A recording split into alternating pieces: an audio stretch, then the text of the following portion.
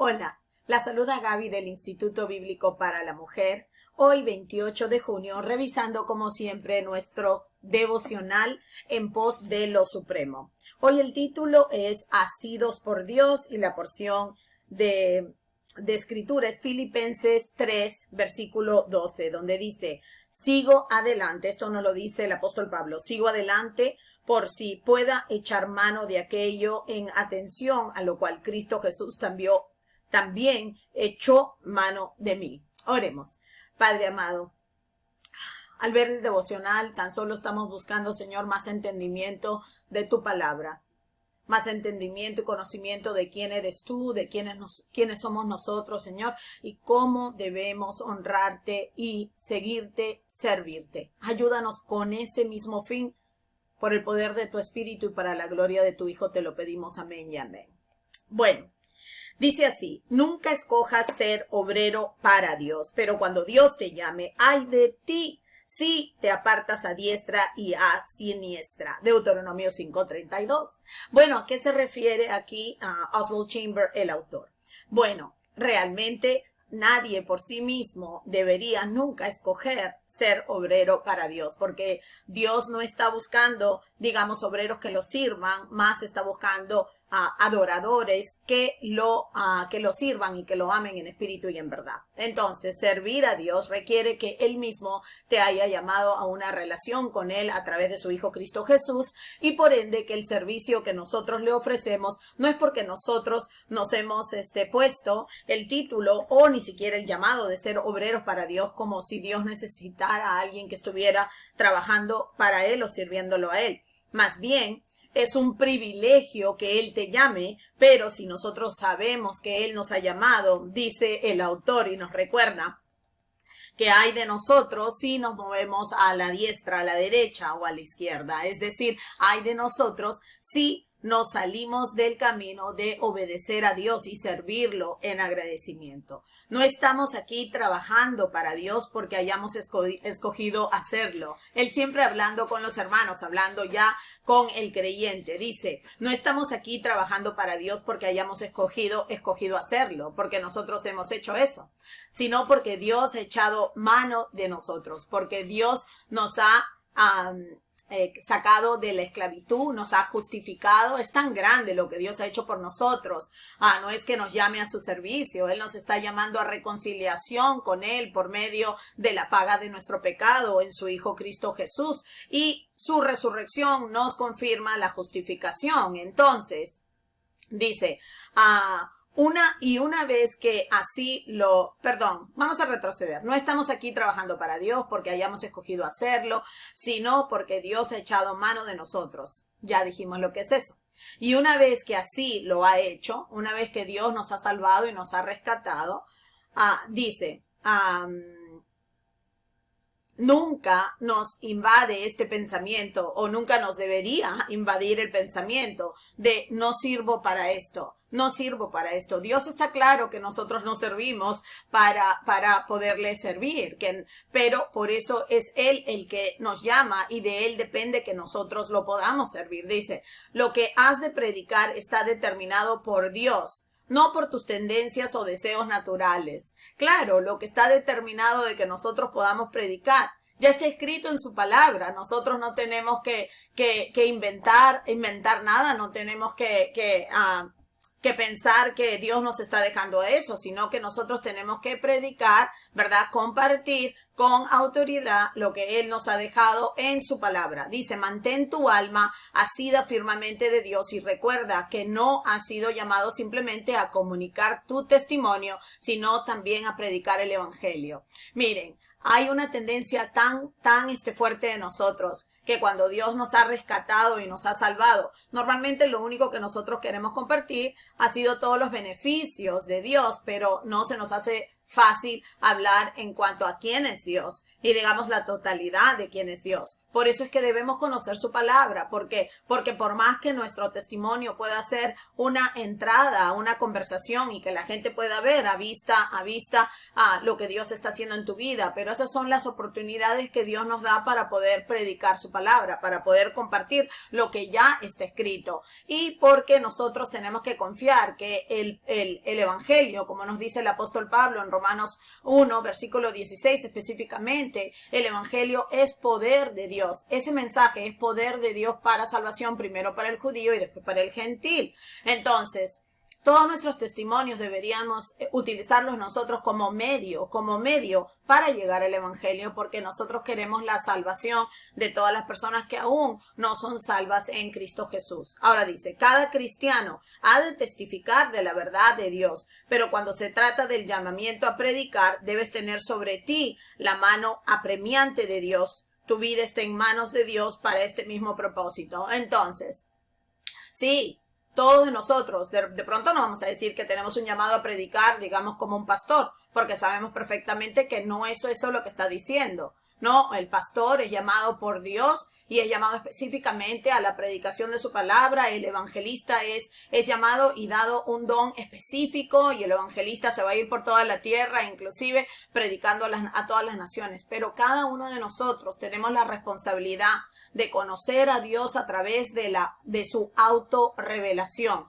y que cuando nosotros seamos llamados por Dios del reino de la oscuridad hacia el reino de la luz de su Hijo, estemos nosotros preparados para serle fiel a Él. A todos nosotros nos ha dicho, id y haced discípulos, enseñándoles a obedecer lo que Cristo mismo nos ha dejado. Luego Cristo nos dijo que su Espíritu Santo vendría para ayudarnos a todos nosotros. Ahora el Espíritu Santo fue quien exhaló las Escrituras, quien dirigió a los hombres que escribieron el Nuevo Testamento, ¿verdad? Y por ellos nosotros conocemos quién es Jesús y cuál es nuestro privilegio y cuál es nuestra responsabilidad. Entonces, ¿cuántos de nosotros hemos sido y permanecemos asidos de esta manera? Es decir, dice la palabra que Dios debería tener nuestros corazones en sus manos, debería tener nuestras mentes en sus manos, que todos nosotros estuviéramos ofreciéndonos como sacrificios vivos todos los días para que Cristo viva a través de nosotros, alcanzando a otros, alcanzando a las personas que aún han de conocer quién es el Señor, y que luego, por supuesto, también confiando en el Señor, en su palabra y en su Espíritu Santo, podamos nosotros dar testimonio, todos los hermanos unidos, lo que es la iglesia universal, la cual se ve visiblemente en las congregaciones locales donde está la iglesia local, y que de esa manera nosotros, teniendo una identidad en Cristo, teniendo una misión de aún alcanzar a aquellos que están perdidos, mostremos este amor y esta nueva familia que estará habitando con Cristo para siempre en la nueva tierra y el nuevo cielo. Amén. Nunca diluyas la palabra de Dios. Es la exhortación y el ánimo que nos dice, que nos da el hermano aquí. Dice, más bien, o si no, predícala en su firmeza insoluble. ¿Ok? O sea, aprendamos la palabra, confiemos en el Señor y en su palabra. Cristo fue la palabra viva. Y su palabra escrita también es Cristo. Entonces dice, no hay que diluir la palabra, más bien confiar en el Dios de la palabra y predicarla en su firmeza insoluble. Dice, en lo que respecta a la palabra de Dios, has de actuar con una lealtad y fidelidad inteligibles, pero en tus relaciones con los demás recuerda quién eres. No eres un ser especial creado en el cielo, sino un pecador salvado en la tierra por la gracia. Miren, en cuanto a la palabra del Señor, la predicamos tal cual es, firmes, no la diluimos, no la cambiamos, es la verdad, no depende, digamos, de nosotros, ¿ok? Pero en cuanto a quiénes somos nosotros sí somos infalibles. La palabra de Dios somos falibles, perdón.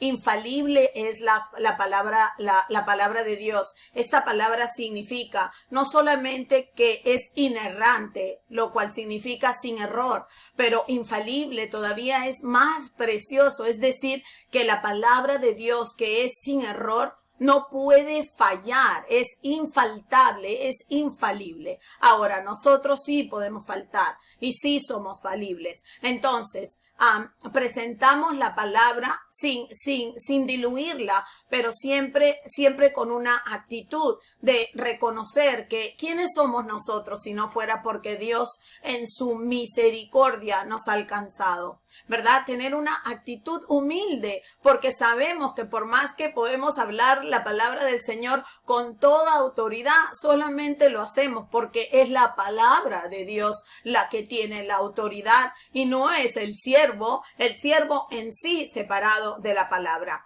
Entonces yo creo que el hermano nos está diciendo aquí que a un Pablo que tuvo un papel tan precioso y que sufrió tanto por ese mismo papel, que él sin diluir la palabra de Dios a un costo muy alto, inclusive para él.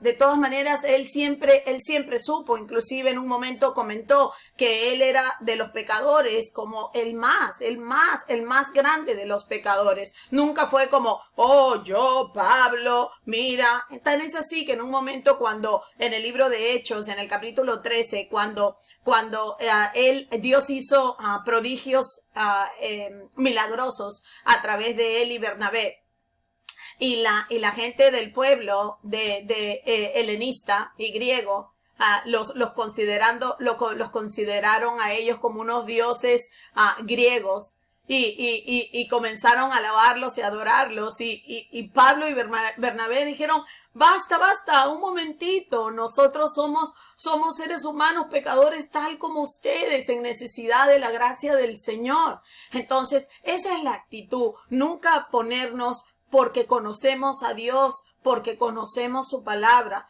Lo último que debemos hacer es agarrar como una plataforma de orgullo y presentar la palabra de Dios a través de un vaso arrogante. Eso es como ensuciar la palabra de Dios. Que Dios nos perdone por todas las veces que lo hemos hecho y que Dios nos ayude por medio de su Espíritu Santo a dejar y abandonar ese hábito terrible desde hoy, ¿verdad? Entonces regresamos, dice, nunca diluyas la palabra de Dios, sino predícala, compártela con autoridad en su firmeza insoluble. En lo que respecta a la palabra de Dios, has de actuar con una lealtad y fidelidad inteligibles, ¿verdad? Nosotros comprendemos la palabra, hay que estudiarla para comprenderla, no hablarla como en una forma no inteligible, como dijo Pablo.